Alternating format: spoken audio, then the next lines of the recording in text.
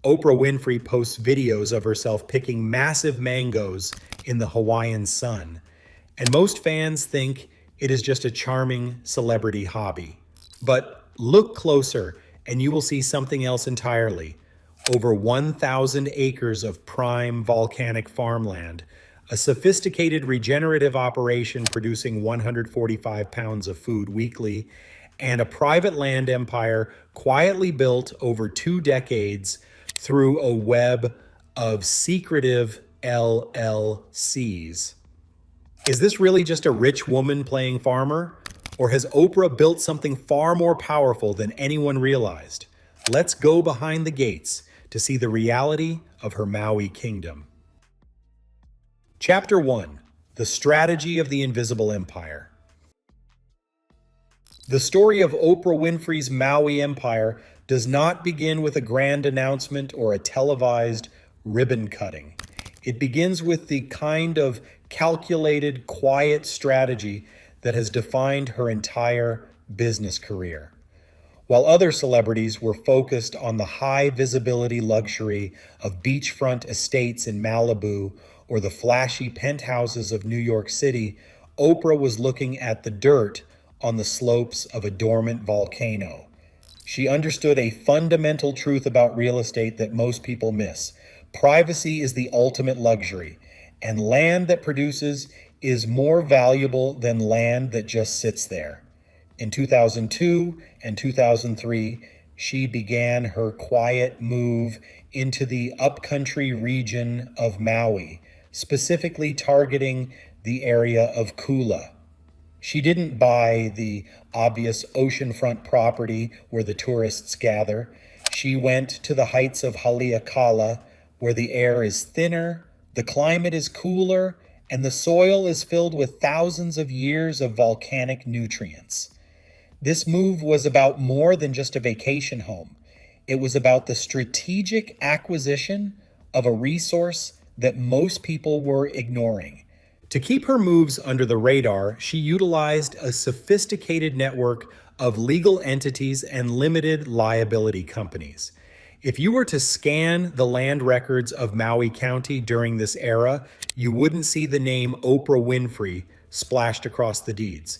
Instead, you would find names like Yellow Brick Road, LLC, OW Ranch, LLC, and Oprah's Farm, LLC.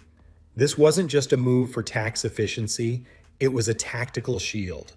By operating through these entities, she was able to assemble a massive contiguous footprint without alerting the global media or driving up the prices of neighboring parcels before she was ready to buy them. Her initial purchase was a roughly 163-acre parcel that featured a relatively modest, somewhat quirky gray ranch house. At the time, nobody thought much of it. It seemed like a quiet retreat for a woman who was constantly in the spotlight. But Oprah wasn't just buying a house, she was buying a buffer zone. She understood early on that in the 21st century, the ultimate luxury isn't a gold-plated sink. It's the ability to own the horizon so that nobody can build in your line of sight. This strategy of silence allowed her to spend 2 decades perfecting her footprint. While the public saw her as a talk show host, she was functioning as a real estate mogul, quietly annexing the land around her original purchase. By the time the world realized the scale of what she was doing, she had already secured the most important assets on the mountain. She wasn't looking for a quick flip or a development opportunity. She was looking for permanence. She chose Kula because the volcanic soil has been building nutrients for thousands of years, and the consistent rainfall and strong sun create growing conditions that most farmers on the mainland would struggle to replicate. Oprah did not choose Maui because it was beautiful, though that was a factor. She chose this specific area because the land itself was exceptional and provided the foundation for a self-sufficient kingdom that could function independently of the outside world. Chapter 2: The Architecture of an Exhale. Once the land was secured, the focus shifted to the residence, but Oprah did not want a cold, modern palace of glass and steel. She wanted a sanctuary that reflected her personal philosophy of the exhale. She brought in a world-class team led by architect Jeff Woolley and the legendary interior decorator Ellie Coleman to perform what can only be described as a surgical renovation of the original Gray Ranch house. They didn't just fix the plumbing, they stripped the building to its basic skeletal structure to reconfigure a floor plan that Oprah found too angular and restrictive. The renovation was about creating flow and light. They relocated the entire staircase to open up the heart of the home and raise the ceilings in the master suite to capture the mountain air. They installed French doors in nearly every room, ensuring that the transition between the handcrafted interior and the lush Hawaiian landscape was seamless and constant. The centerpiece of this architectural transformation was the addition of a massive, deep wraparound veranda. This porch became the soul of the estate, a place where Oprah could sit in shaker-style chairs and watch the clouds roll across the valley and the sun dip into the Pacific. The design philosophy was 21st century farmhouse, but the execution was pure luxury. Step inside and you realize immediately that this is not a vacation home. It is a repository of a woman's history.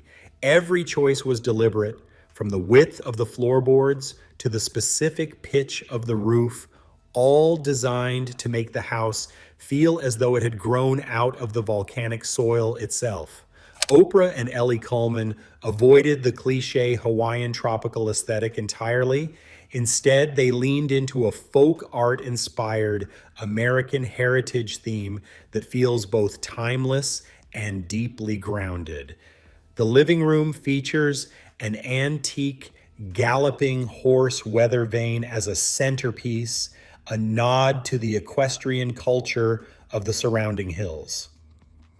The walls are adorned with significant works of art, most notably Thomas Hart Benton's 1946 painting, The Water Boy, which serves as a constant reminder of the labor and history that built the American landscape.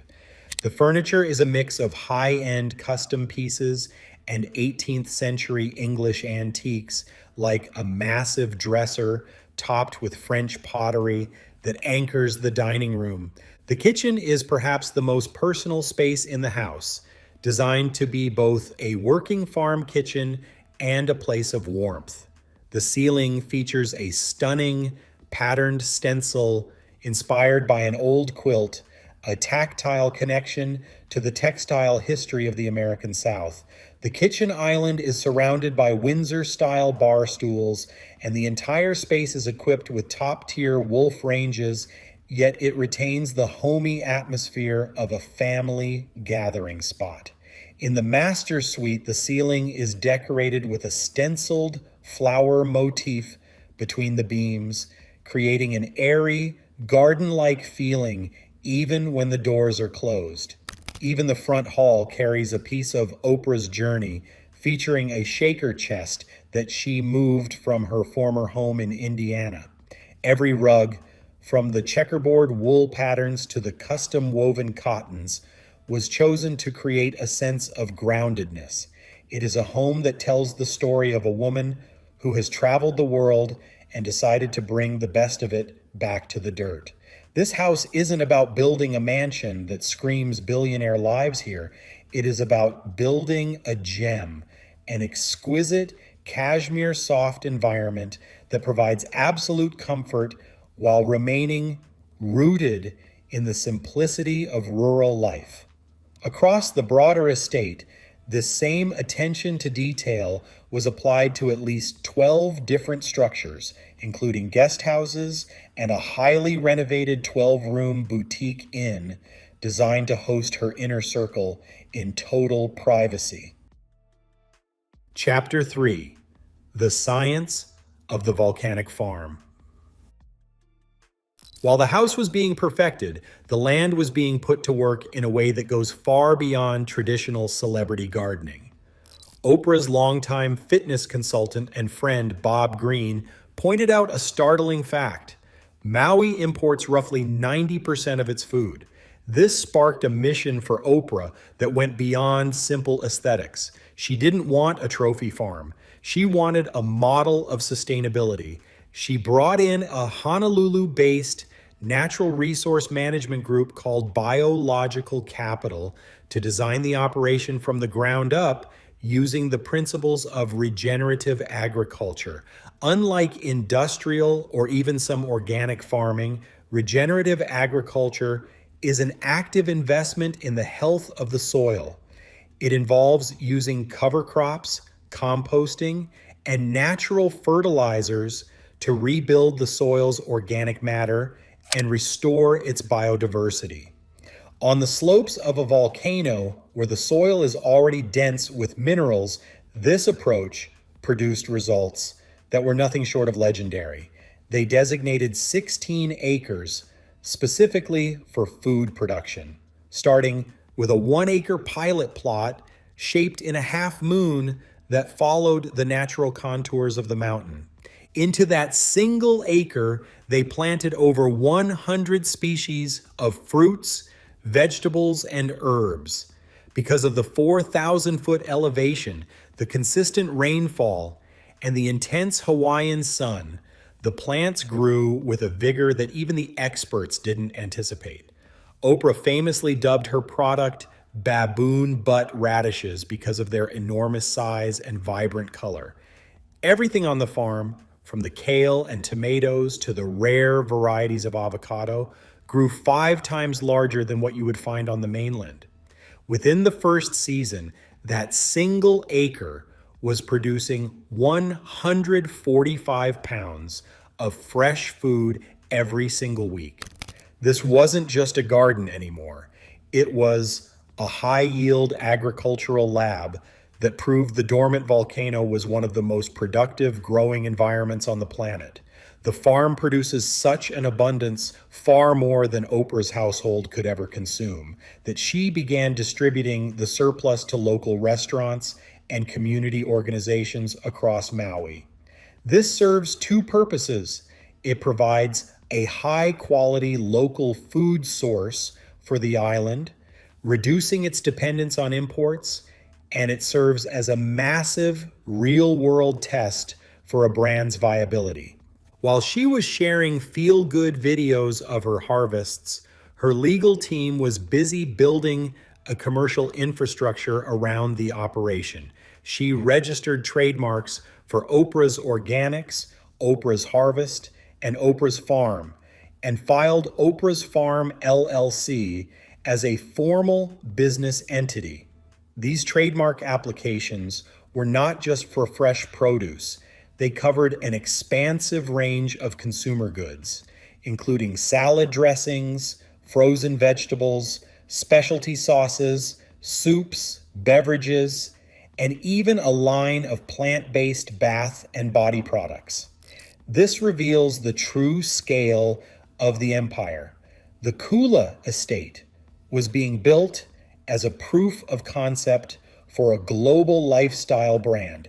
Every radish that ends up in a local chef's kitchen is a data point for Oprah's Harvest. This was never just a hobby. It was a vertically integrated business model designed to convert volcanic fertility into a self-sustaining commercial empire that could eventually rival any organic food company in the world. The infrastructure on the farm supports this commercial vision, from the advanced irrigation systems to the professional-grade composting facilities, all managed by a dedicated local staff who treat the land with the same reverence as the owner herself. Chapter 4: The Ghost of the Mississippi Plot. To truly understand why Oprah Winfrey is obsessed with the dirt of Maui, you have to look past the billion-dollar net worth and the global influence and look at a 6-year-old girl in Kosciuszko, Mississippi. Oprah's first 6 years were spent on a small, primitive farm raised by her grandmother, Hattie Mae Lee. They were poor in a way that most people today struggle to imagine. Oprah famously wore dresses sewn from potato sacks and lived in a world where the only thing that stood between her family and hunger was what they could grow on their 1-acre plot. Her grandmother was the one who taught her that the land is the only true source of security. Hattie Mae grew the food, cooked the food, and put it on the table. In that environment, the ground beneath your feet wasn't scenery. It was your life support system. A woman with no money and no status had fed her family through the work of her own hands on a single acre of Mississippi soil. That lesson was seared into Oprah's mind before she ever learned how to read a teleprompter. If you own the land, you own your life. Oprah eventually left that farm for Milwaukee and then the world, but the lesson of the land stayed buried in her subconscious for decades. She spent 50 years building a media empire centered on ownership because she understood that if you don't own the platform, you don't own the message. But as she reached the pinnacle of her career, she realized that the ultimate form of ownership is the land itself.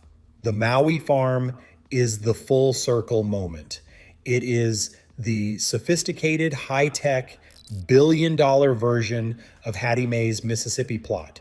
Oprah has moved from a situation where she had no choice but to farm for survival to a position where she can choose to farm anywhere on earth. And she chose the volcano. It is a psychological reclamation of her childhood, a way to prove that the little girl in the potato sack dress has finally secured the ground she stands on. And she has done it on a scale that her grandmother could never have imagined. She has spoken about the farm as the place where she can finally exhale, but it is more than that. It is the place where she has finally completed her journey back to the honesty of the soil. This connection to her roots is what separates Oprah's land empire from that of other billionaires. For her, the land is not a tax hedge or a trophy. It is an emotional anchor. When she describes the size of her radishes or the richness of her eggs, she is speaking the language of a woman who knows what it means to be hungry and what it means to be fed by the earth. She has spent her entire life converting access into ownership and ownership into things that keep producing value, whether she is in the room or not. The farm in Maui is the most personal expression of that pattern she has ever built. It is not the most valuable asset she owns, Harpo Productions, and her media holdings are worth far more. But the farm is the one that closes the loop. It is the place where the girl from Mississippi finally found her way home. But this time, the home is a 1,000-acre volcanic kingdom protected by a legal and financial fortress that ensures no one can ever take it away from her. Chapter 5, The 1,000-Acre Mystery and Backlash. In late 2022 and early 2023, the scale of Oprah's Maui footprint shifted from large to massive. Through her company, Harpo Incorporation, she purchased an additional 870 acres of agriculturally zoned land in Kula from the historic Ulupalakua Ranch for approximately $6.6 million. The purchase was executed in phases. First, 2 10-acre parcels, and then a massive block consisting of a 520-acre parcel and a 330-acre parcel. This pushed her total holdings on the island to well over 1,000 acres. The reaction on social media and within the local community was swift and complex. Many people began to ask, why does one woman need 1,000 acres of Hawaii? In a place where local families are being priced out and the history of land ownership is fraught with the pain of colonization, Oprah's expansion became a lightning rod for the debate over billionaire land ownership. Critics pointed out that while Oprah was buying up vast tracts of the island, many indigenous Hawaiians were struggling to find affordable housing or keep their own family lands.